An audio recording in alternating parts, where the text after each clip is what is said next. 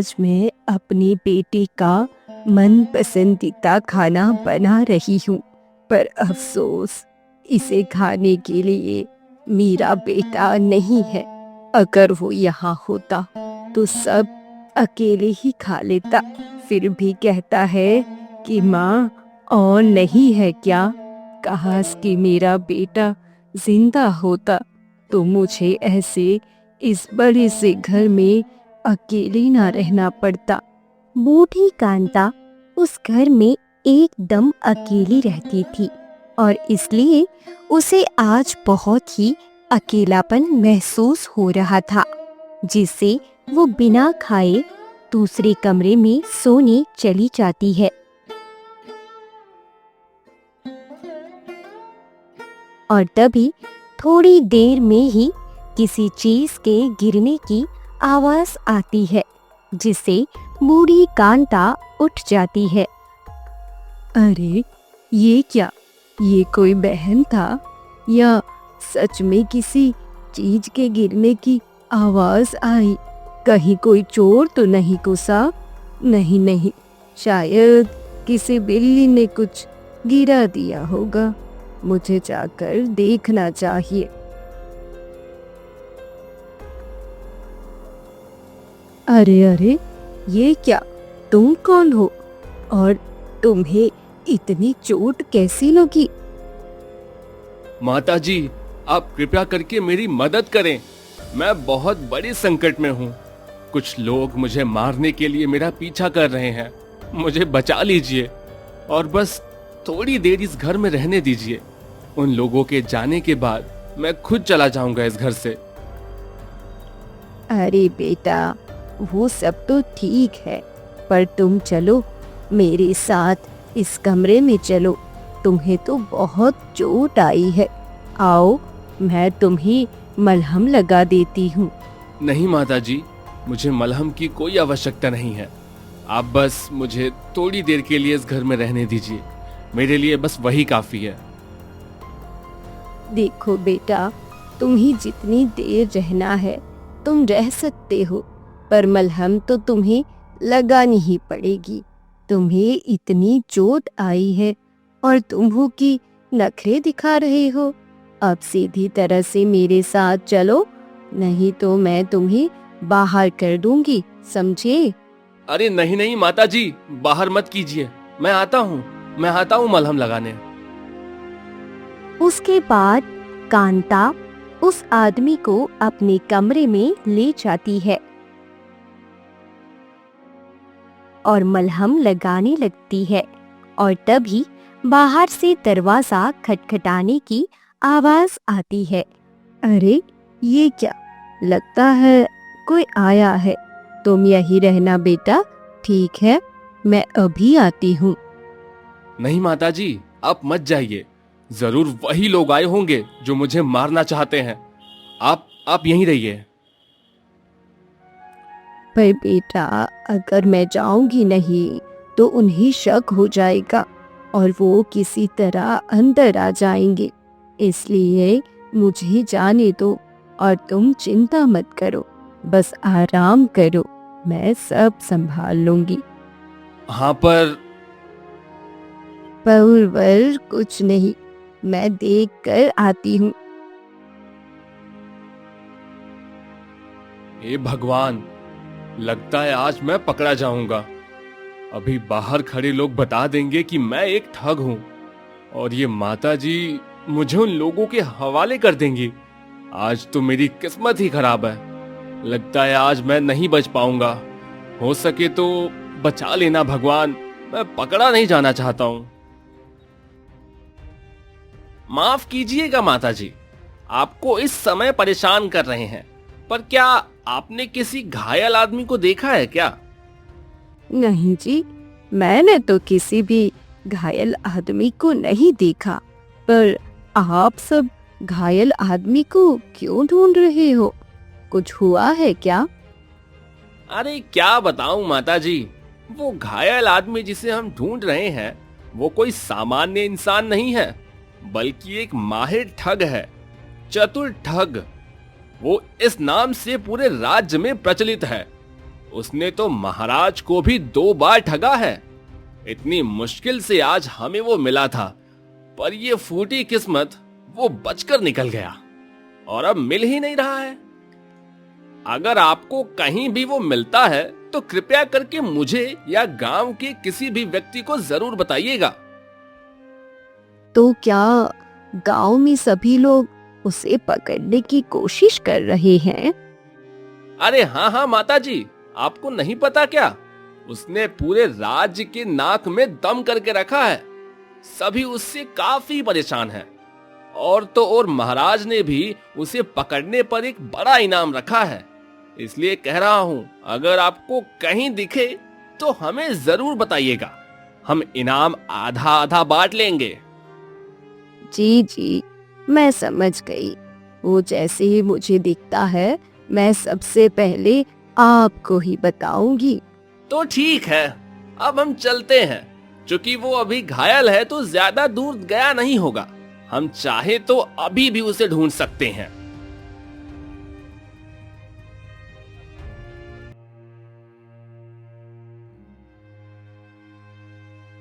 आपने ऐसा क्यों किया माता जी?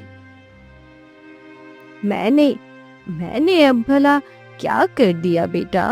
अब आप इतनी भी भोली मत बनिए। मैंने चुपके से सारी बातें सुन ली, ये जानते हुए भी कि मैं एक ठग हूँ और मेरे सर पर बहुत बड़ा इनाम भी है। फिर भी आपने मुझे उनके हवाले क्यों नहीं किया? क्योंकि मुझे पता है कि तुम ठग अपनी मर्जी से नहीं बने। तुम्हारी भी कोई मजबूरी रही होगी, तभी तुम ऐसे काम करने पर उतर आए हो। हर वो व्यक्ति जो गलत काम करता है उसकी कोई ना कोई वजह या मजबूरी होती ही है। तो क्या सच में आपने मुझे इसलिए बचाया? अगर सच कहूँ तो नहीं, मैंने तुम्हें इसलिए बचाया क्योंकि जब मैंने तुम्हें पहली बार देखा तो तुम मुझे अपने बेटे की तरह लगे। तुम्हारा चेहरा बिल्कुल मेरे बेटे की तरह है। अगर ऐसी बात है तो आपका बेटा कहाँ है? मुझे खुशी होगी उसे देखकर जो मेरी तरह ही दिखता हो। माफ करना, पर तुम उसमें कभी नहीं मिल सकते क्योंकि वो अब इस दुनिया में नहीं है। बहुत पहले ही मुझे और इस दुनिया को छोड़कर वो चला गया था। यह तो आपके साथ बहुत ही बुरा हुआ माता जी, सुनकर बुरा लगा। अरे अरे, तुम वो सब छोड़ो और अपने बारे में भी तो कुछ बताओ। मेरा नाम मनीष है और मैं एक बहुत ही माहिर ठग हूँ जिसने बहुतों को लूटा है, यहाँ तक कि महाराज को भी। और लोग मुझे चतुर ठग के नाम से जानते हैं। पर जैसा कि आपने मुझे कहा कि हर वो व्यक्ति जो गलत काम करता है उसकी कोई मजबूरी या वजह जरूर होती है। आपने बिल्कुल सही कहा। मैं भी ठग किसी खास वजह से ही बना हूँ। अच्छा, तो वो वजह क्या है? क्या तुम मुझे बता सकते हो? जी माताजी, जरूर। वो वजह बस इतनी सी है कि मैं लोगों को इसलिए ठगता हूँ ताकि मैं अनाथ आश्रम को बचा सकूं। अनाथ आश्रम को बचा सकूं? मैं कुछ समझी नहीं बेटा।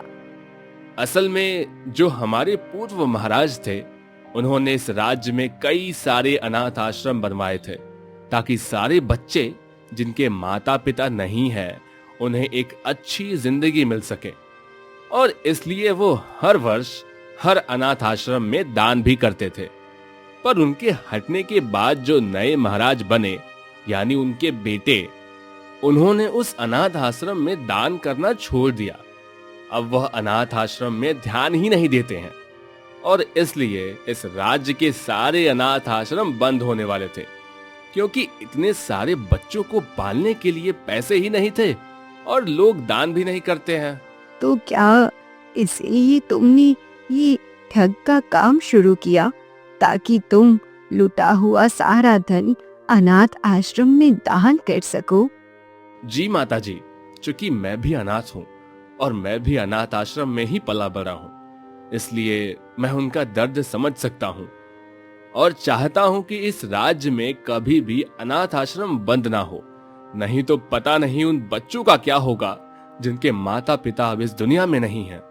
वाह बेटा, मुझे खुशी है कि मैंने किसी गलत आदमी को नहीं बचाया। तुम्हारा तरीका भले ही खराब था, पर तुम दिल के बहुत ही अच्छे आदमी हो। हाँ माताजी, मुझे पता है कि मेरा तरीका ठीक नहीं, पर मैं और कर भी क्या सकता हूँ। अनाथ आश्रम को चलाने के लिए बहुत सारे धन चाहिए होते हैं, जिसे मैं अपनी मेहनत से कोई भी काम करके नहीं ला पाऊंगा। मैं समझ सकती हूँ बेटा, पर सिर्फ यही एक रास्ता नहीं है जिससे तुम अनाथ आश्रम की मदद कर सकती हो। कुछ ऐसा काम भी है जिससे तुम अनाथ आश्रम को बिना कोई गलत काम किए भी बचा सकते हो। क्या आप सच कह रही हैं माताजी? अगर ऐसा है तो मैं वो जरूर करना पसंद करूंगा। आप केवल रास्ता बताइए। रास्ता बस यही है कि तुम्हें किसी बहुत ही बड़े और अमीर लोगों से मिलकर अनाथ आश्रम को बचाने के लिए मनाना होगा। थोड़ा कठिन होगा, पर मुझे पूरी उम्मीद है कि इतने बड़े राज्य में कोई ना कोई अच्छा व्यक्ति जरूर होगा जो अमीर भी हो और दूसरों की मदद भी करता हो। और दूसरा रास्ता ये है कि तुम्हें पूरे राज्य में प्रचार करना होगा और लोगों को प्रेरित करना होगा ताकि सभी लोग कुछ न कुछ दान अवश्य करें। मैं आपकी बात समझ गया माताजी। आपने जो कहा मैं वो जरूर करूंगा, और अगर ऐसा हो गया तो मैं ये ठग का काम भी हमेशा हमेशा के लिए छोड़ दूंगा। अब मैं चलता हूँ। रुको पुत्र, इतनी भी क्या जल्दी है? अभी तो तुम्हारे गांव भी नहीं भरे हैं। कुछ दिन यही इसी घर में रुक जाओ। मुझे बहुत ही खुशी होगी अगर तुम कुछ दिन यहाँ रहोगे। अरे नहीं नहीं माताजी, अब मैं आपको ज्यादा परेशान नहीं करना चाहता हूँ। इसमें परेशान होने वाली कौन सी बात है बेटा? मैं इस घर में अकेली रहती हूँ। दिन भर मुझे अकेलापन काटने को दौड़ता है। अगर तुम यहाँ रहोगे तो मुझे अकेलापन महसूस ही नहीं होगा और मुझे अच्छा लगेगा। अगर ऐसा है तो ठीक है माताजी, मैं कुछ दिनों के लिए यहीं रुक जाता हूँ।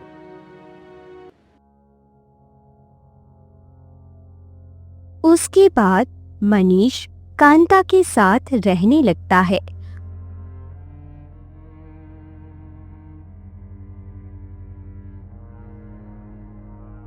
और उन दोनों के बीच बहुत सी बातें भी हुई और दोनों ही बहुत खुश थे।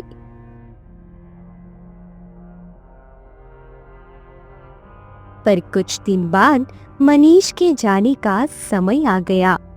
अच्छा ठीक है माताजी, आपका धन्यवाद कि आपने मुझे अपने घर में रहने दिया और मुझे उन गांव वालों से भी बचाया। अब मैं चलता हूँ, मुझे आज्ञा दीजिए। अगर तुम थोड़े और दिन रुक जाते तो बहुत ही अच्छा होता बेटा। मुझे पता है कि मेरे जाने से अब बहुत ही अकेली हो जाएंगे, पर समझने की कोशिश कीजिए माताजी। मेरा अभी इस समय जाना बहुत आवश्यक है।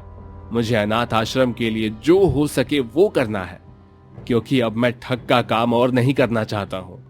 इसलिए जैसा आपने कहा मैं ठीक वैसा ही करने वाला हूँ, और मैं वादा करता हूँ कि मैं जल्द ही आपके लिए खुशखबरी लेकर आऊंगा। ठीक है बेटा, मुझे तुम्हारे आने की प्रतीक्षा रहेगी। जल्द ही खुशखबरी लेकर आना। जी जरूर। उसके बाद मनीष वहां से चला जाता है और बेचारी कांता फिर से अकेली हो जाती है और मनीष के वापस आने का इंतजार करने लगती है। कुछ दिन, महीने, यहाँ तक कि 1 वर्ष बीत जाने के बाद भी मनीष नहीं आता। ये क्या मनीष बेटा, अब तो पूरे 1 वर्ष बीत चुके हैं, फिर भी तू नहीं आया। क्या अभी तक तूने अपना काम नहीं किया या फिर इस बूढ़ी को भूल गया? काश कि तू एक बार मुझसे मिलने आ जाता तो बहुत ही खुशी होती मुझे। कांता ऐसा सोच ही रही होती है कि तभी अचानक से दरवाजा खटखटाने की आवाज सुनाई मिलती है। ये क्या, कोई दरवाजा खटखटा रहा है? लगता है मनीष ही आया होगा। मुझे पता था कि मनीष मुझसे मिलने जरूर आएगा। जल्दी से जाकर दरवाजा खोल देती हूँ। उसके बाद कांता दरवाजा तो खोलती है, पर बाहर मनीष की जगह कोई और ही होता है। प्रणाम माताजी।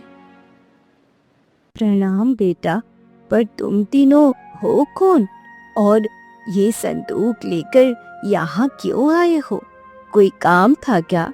जी माताजी, असल में हम तीनों एक व्यापारी हैं जो जगह जगह भ्रमण करके अपना कारोबार करते हैं और अभी इस राज्य में आए हैं और हमें कहीं ठहरने की जगह नहीं मिल रही। क्या आप केवल आज के लिए हमें अपने घर पर रहने देंगी? बड़ी मेहरबानी हो जाएगी। अरे इसमें मेहरबानी क्या, तुम तीनों बहुत ही दूर से आए हो और थके हुए भी लग रहे हो। तुम तीनों यहाँ जितने दिन चाहो उतने दिन रह सकते हो और मैं तो यहाँ अकेली रहती हूँ। मुझे भी खुशी होगी अगर कोई मेरे साथ मेरे घर में मेरा अकेलापन दूर करने के लिए रहता हो। क्या आप सच कह रही हैं माताजी? आपका कोटि कोटि धन्यवाद जो आपने हमें यहाँ रहने की अनुमति दी। हाँ हाँ, अब अंदर भी आओ या बाहर ही पूरी रात चित करते रहोगे? जी चलो भाइयों, अंदर चलते हैं।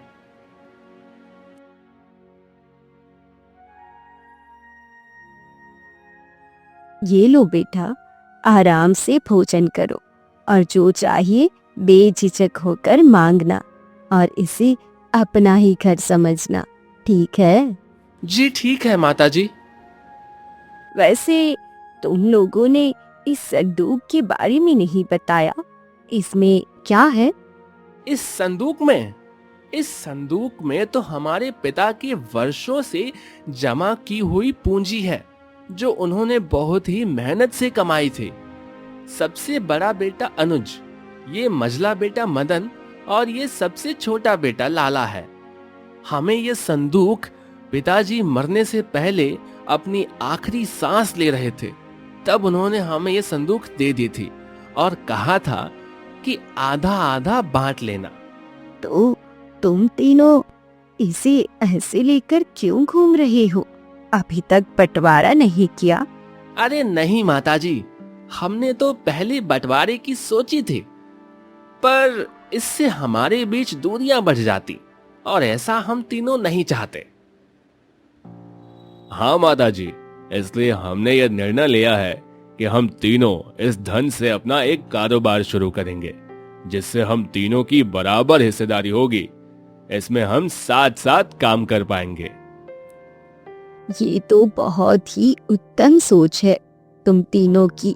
मुझे खुशी हुई देखकर कि तुम तीनों भाइयों में इतना प्रेम है।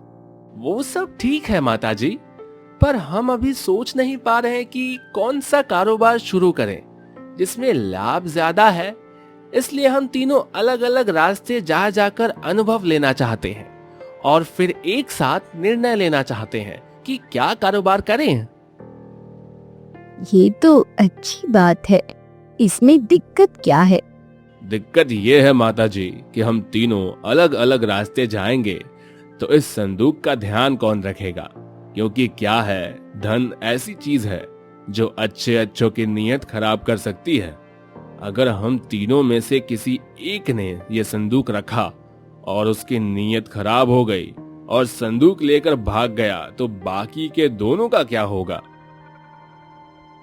बात तो तुम्हारी सही है बेटा, तो क्या सोचा है, क्या करना है? अब माताजी, अब तो एक ही रास्ता है कि ये संदूक किसी तीसरे को दे दिया जाए जो भरोसेमंद हो, पर समझ नहीं आ रहा है कि किस पर भरोसा करें और ये संदूक किसे दें। देखो भाइयों, मुझे तो लगता है कि इस काम के लिए केवल एक ही व्यक्ति है जो हमारी मदद कर सकता है और जो भरोसेमंद भी है। क्या सच में भैया? अगर ऐसा है तो जल्दी हमें बताइए कि वो कौन है। अरे वो और कोई नहीं बल्कि माता जी हैं। पर बेटा, मैं ही क्यों? मैं तो तुम सबको जानती भी नहीं हूँ और ना ही तुम सब मुझे जानते हो। किसी अनजान पर ऐसे भरोसा करना चाहिए क्या? मुझे पता है माता जी कि किसी अनजान पर ऐसे ही भरोसा नहीं करना चाहिए, पर आपने भी तो हम पर भरोसा किया है ना। हमें अंदर आने दिया, यहाँ रहने की जगह दी और यहाँ तक कि भोजन भी दिया। तो भला आपसे भरोसेमंद इंसान हमें और कहाँ मिलेगा जो इतनी अच्छी है। हाँ भैया, आप बिल्कुल उचित कह रहे हैं।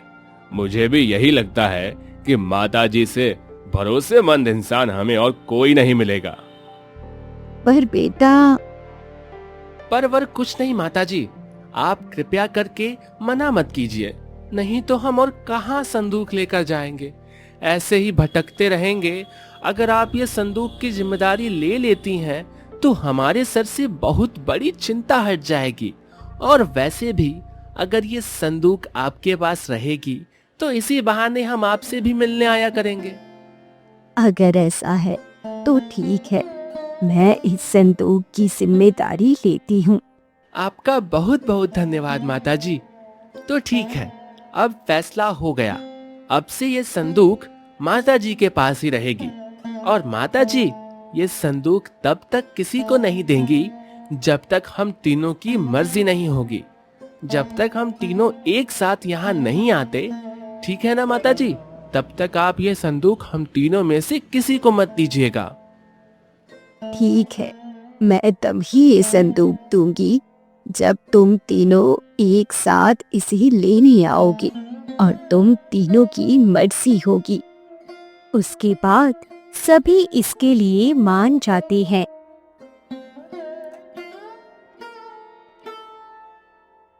और अगले ही दिन तीनों अलग अलग रास्ते चले जाते हैं।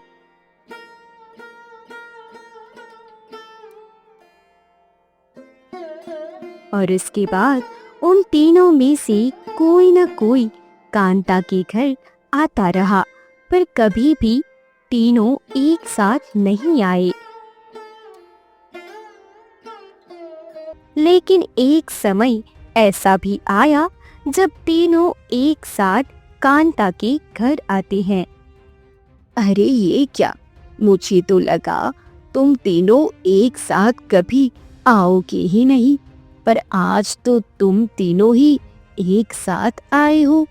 हमें एक साथ आना तो था माता जी, क्योंकि अब हमारा सफर समाप्त हुआ और अब हम संदूक को लेने ही आए हैं और इसी खुशी में ये आम भी लाए हैं।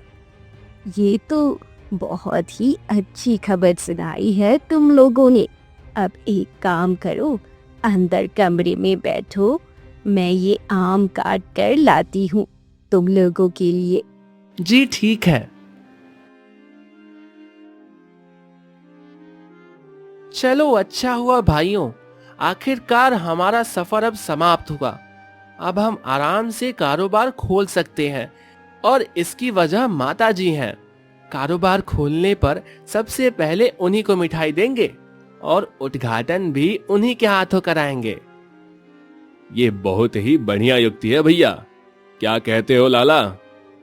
वो सब तो ठीक है, पर माताजी कुछ ज्यादा ही देर नहीं कर रही हैं आम काटने में। देर तो कर रही हैं। एक काम करता हूँ भैया, मैं जाकर आम लेकर आता हूँ और हाँ, मैं बाहर से आवाज लगाऊंगा, नहीं तो माताजी को लगेगा कि मैं ही सारे आम खा जाऊंगा। हाँ ठीक है, जैसा तुम कहो छोटे भाई। माताजी लाइए, मुझे वो संदूक दे दीजिए जिसमें धन है। ये तुम क्या बोल रहे हो लाला? हमारी तो पहले ही बात हुई थी ना कि मैं किसी को भी तीनों की सहमति के बिना ये संदूक नहीं दूंगी। हाँ, तो हम तीनों की सहमति इसी में है कि ये संदूक मुझे मिले, ताकि मैं जाकर कारोबार के लिए दुकान का सामान खरीद सकूं। अगर आपको विश्वास ना हो तो मैं अभी उन्हें बुलवा सकता हूँ, ठीक है? हाँ, अगर वो दोनों कहते हैं तो ठीक है। अरे सुनते हो भैया, मैं ये ले लूं ना? अरे हाँ हाँ, ले लो।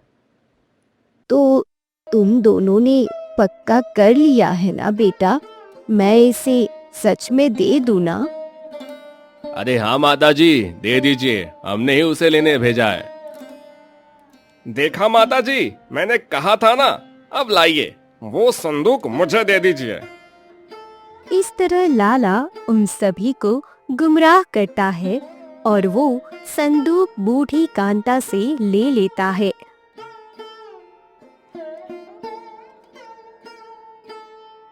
और चला जाता है। अरे ये क्या माता जी, आप आम लेकर क्यों आई? लाला को भेजा तो था आम लेने के लिए, फिर आपने तकलीफ क्यों की? ये क्या कह रहे हो मदन बेटा? लाला तो संदूक लेने गया था, उसने आम का तो कुछ कहा ही नहीं। संदूक लेने गया था? ये आप क्या कह रही हैं माता जी? पर उसने तो कहा था कि मैं आम लेने जा रहा हूँ। वो सब तो ठीक है, पर माता जी, मैंने आपको कहा था ना कि आप किसी को तब तक संदूक नहीं देंगी जब तक हम तीनों की सहमति नहीं होगी। हाँ, पर तुम दोनों की सहमति तो थी ना? जब लाला ने आवाज लगाई तब तुम दोनों ने कहा कि हाँ ले लो। अरे वो तो हमने आम का कहा था कि आम ले लो लाला, वही तो लेने गया था, और आपने उसे आम की जगह संदूक दे दी। मुझे माफ कर देना बेटा, मुझे लगा तुम दोनों संदूक का बोल रहे हो। लाला ने ये ठीक नहीं किया, उसने हमारे साथ धोखा किया। धोखा तो आपने दिया है माता जी। मुझे तो लगता है कि आप दोनों मिले हुए हैं और आप दोनों ने ही मिलकर संदूक को चुरा लिया है। ये तुम दोनों क्या बोल रहे हो बेटा? भैया बिल्कुल सच कह रहे हैं। भैया, मैं तो कहता हूँ कि इन लोगों ने हमारे पिता की जमा पूंजी को धोखे से लिया है। इसके बदले हम इस बुढ़िया के घर को ही ले लेते हैं। सही कहा मदन, अब तो ऐसा ही करना पड़ेगा। अब ध्यान से सुन बुढ़िया, आज से ये घर हम दोनों का है और तू आज के बाद यहाँ नहीं रहेगी। अब निकल जा यहाँ से, और आइंदा अपनी शक्ल भी मत दिखाना। चली जा यहाँ से, जा। ऐसा कहती ही अनुज और मदन दोनों मिलकर बेचारी कांता को घर से निकाल देते हैं और कांता रोने लगती है।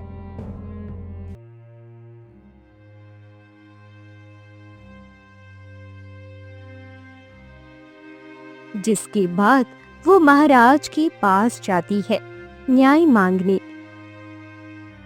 जिसके बाद उन दोनों को भी बुलाया जाता है,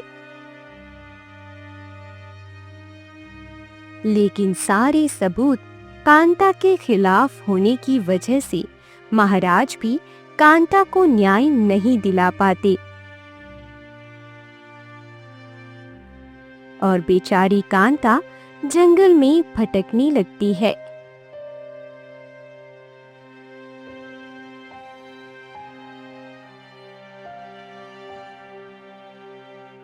भूखे प्यासे रोते हुए जाकर एक पेड़ के नीचे बैठ जाती है। हे भगवान, ये कैसे दिन दिखा रहा है तू? मैंने ऐसे क्या बुरे कर्म किए हैं जिसकी सजा तू मुझे दे रहा है? पहले तो मुझसे मेरा परिवार, मेरा बेटा छीन लिया और अब मुझसे ये घर भी छीन लिया। आखिर अब मैं जाऊं तो जाऊं कहाँ? अब तू ही कुछ कर प्रभु, मैं हाथ जोड़ती हूँ, को तो चमत्कार कर दे। कांता भगवान से प्रार्थना कर ही रही थी कि तभी मनीष वहां आ जाता है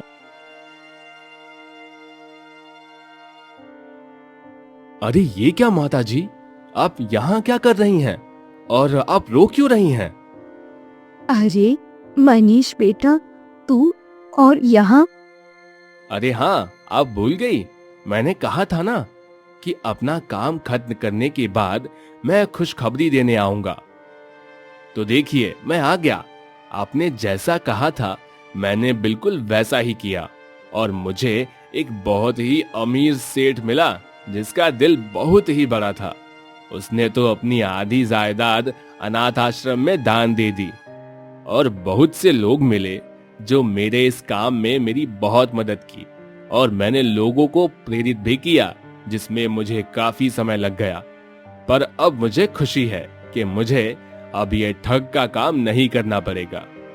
ये तो बहुत ही अच्छी खबर सुनाई है बेटा, मुझे ये सुनकर बहुत ही खुशी हुई। वो सब तो ठीक है माता जी, पर मैं आपके घर गया था। वहां आपके जगह कोई और लोग थे और कह रहे थे कि यह घर आपका नहीं है। मैंने आपको कितनी मुश्किल से ढूंढा है माता जी, और आप मुझे यहाँ मिली। आखिर यहाँ हो क्या रहा है? आप मुझे बताएंगी कि मेरे जाने के बाद आपके साथ क्या हुआ था? मनीष के पूछने से कांता पूरी बात विस्तार से मनीष को बता देती है। प्रणाम माताजी, मैं हम तीनों एक व्यापारी हैं। हमें कहीं ठहरने की जगह नहीं मिल रही। क्या आप केवल आज के लिए हमें अपने घर पर रहने देंगी? आप कृपया करके मना मत कीजिए, नहीं तो हम और कहाँ संदूक लेकर जाएंगे। ऐसे ही भटकते रहेंगे। अगर आप ये संदूक की जिम्मेदारी ले लेती हैं तो हमारे सर से बहुत बड़ी चिंता हट जाएगी। अब फैसला हो गया, अब से ये संदूक माता जी के पास ही रहेगी और माता जी ये संदूक तब तक किसी को नहीं देंगी जब तक हम तीनों की मर्जी नहीं होगी, जब तक हम तीनों एक साथ यहाँ नहीं आते। ठीक है ना माता जी? माता जी लाइए, मुझे वो संदूक दे दीजिए जिसमें धन है। अरे सुनते हो भैया, मैं ये ले लूं ना? माता जी, मुझे तो लगता है कि आप दोनों मिले हुए हैं और आप दोनों ने ही मिलकर संदूक को चुरा लिया है। अच्छा, तो यह बात है। उन तीनों ने मिलकर आपको ठगा है। मैं उन तीनों को छोड़ूंगा नहीं। अरे नहीं बेटा, उन तीनों ने नहीं, सिर्फ लाला ने धोखे से ये सब किया। बाकी उन दोनों बेचारों की तो इसमें कोई गलती नहीं है। अरे माता जी, आप बहुत ही भोली हैं। आपको पता नहीं है ठग क्या होते हैं और कैसे लोगों को ठगते हैं। आप जिस संदूक की बात कर रही हैं उसमें असल में कोई धन था ही नहीं। ये सब उनकी सोची समझी चाल थी, बस आपको फंसाकर आपका घर हथियाने के लिए। ये तुम क्या कह रहे हो मनीष बेटा? मैं बिल्कुल सही कह रहा हूँ, क्योंकि मैं भी तो एक ठग हूँ। इसीलिए मुझे पूरा विश्वास है कि उन लोगों ने आपको ठगा है, पर उन्हें नहीं पता कि इस दुनिया में कितने भी बड़े और चालाक ठग क्यों ना हो, चतुर ठग से बड़ा और चालाक ठग कोई है ही नहीं। आप चिंता मत कीजिए माता जी, मैं आपको न्याय दिलाकर रहूंगा, चाहे कुछ भी हो जाए।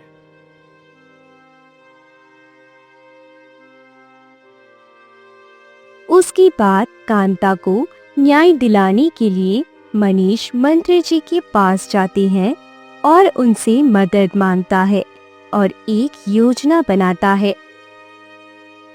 तुम्हें पूरा विश्वास तो है ना, क्योंकि तुम जो बता रहे हो वो सच है। हालांकि मुझे भी उन पर शक तो हुआ था कि जरूर वो तीनों मिले हुए हैं। जी मंत्री जी, मुझे पूरा विश्वास है। तो ठीक है, मैं वैसा ही करूंगा जैसा तुमने कहा है। उसके बाद मनीष की बनाई युक्ति के अनुसार फिर से उन दोनों को राज दरबार बुलाया गया और इस बार बूढ़ी को बूढ़ी का घर दिला दिया गया। बदले में उन दोनों को एक आलीशान घर दिया गया और जुर्माने के तौर पर बहुत सारा धन भी दिया गया। अरे वाह भैया वाह, आपका तो कोई जवाब ही नहीं है।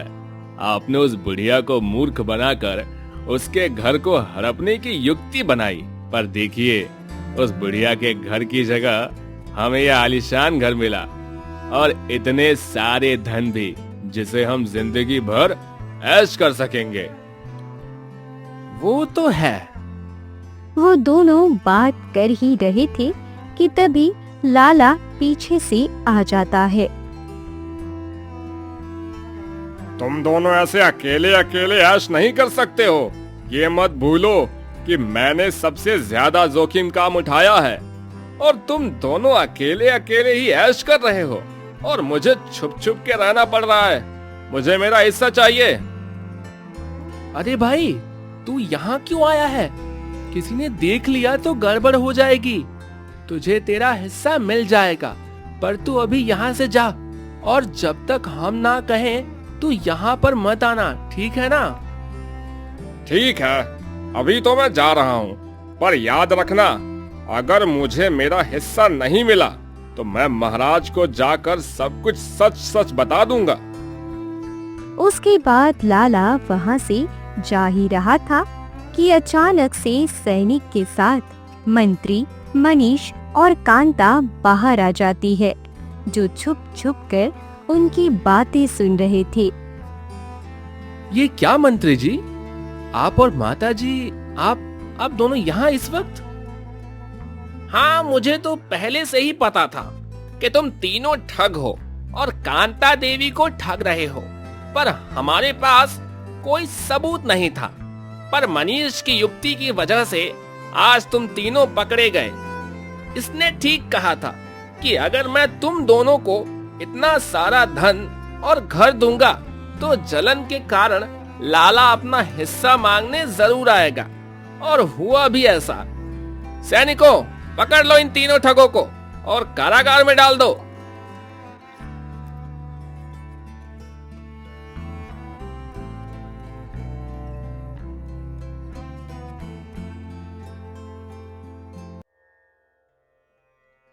आपका बहुत बहुत धन्यवाद मंत्री जी, आपने हमारी मदद की।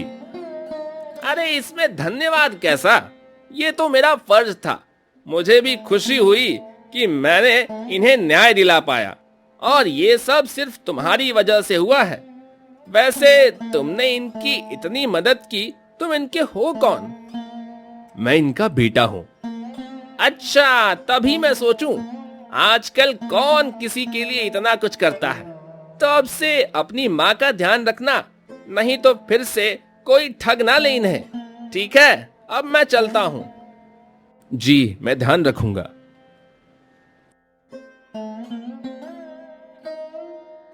मनीष बेटा, क्या हुआ माँ? मुझे छोड़कर तो नहीं जाएगा ना?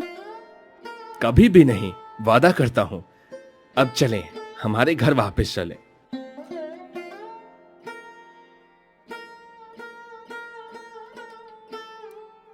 इसके बाद मनीष कांता के साथ ही रहने लगा, उनका बेटा बनके, और ठग का काम उसने हमेशा हमेशा के लिए छोड़ दिया और खुशी खुशी उस घर में रहने लगा।